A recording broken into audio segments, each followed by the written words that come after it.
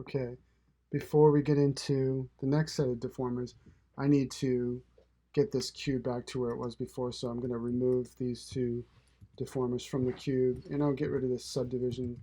Actually, I'll just move this cube up here and get rid of the subdivision surface for now. So I'm going to modify the cube itself. I'm going to set the x to 50, the y to 300, and the z to 50, so that I get this kind of shape. I'm just got a lot of segments here. I'm just going to take this down to maybe 15. Um, and what I want to do first is I want to do the twist deformer. So I have the cube selected. And again, hold down the shift key to make sure that when you select the deformer, it gets added as a child of the object. And then with the twist, we have the angle, and I'm going to play around with this, and you can start seeing what's happening here. It's going to twist and continue. So I, create something that looks like a Twizzler, or maybe an iron railing. I'm going to add something like that. So maybe make it 260 degrees to get this kind of look.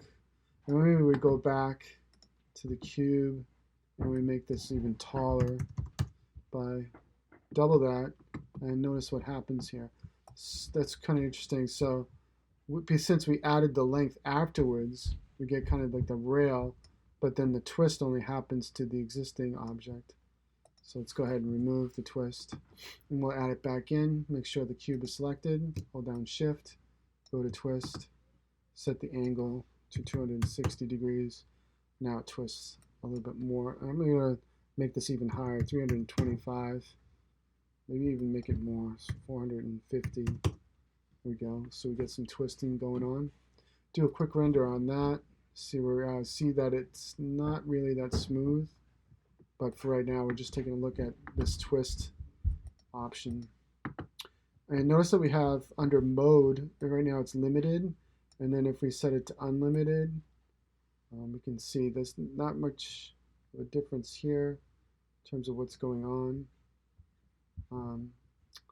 We'll take a look at these modes, and maybe they have other effects for the other deformers. But right now I want to do a taper. So we go back to the cube, hold down shift, go to the deformer, and add a taper. And it seems like the taper, I'm going to turn on this fillet option, is going to add it to the top of the object. Notice that the bottom's not affected, it's just the top is affected. So I'm going to taper this down a bit. And you also have curvature. You can either pull that in or out, see how that affects it. So you have this kind of like metal iron object, if you will. And then noticing also we can pull on the geometry, and that will wave, or we can pull it in different directions to give us different effects. And that's pretty cool too. So just this is not going to render that well. It's not that smooth. So again, adding a subdivision surface, pull the cube into that, and then we do a render on that. That gives us a really interesting shape with nice twists and a taper at the top.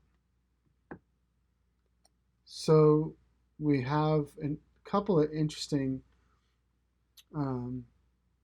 deformers next. Wind, there's a formula, and then explosion. We'll take a look at wind and formula, and then we'll take a look at explosion separately. So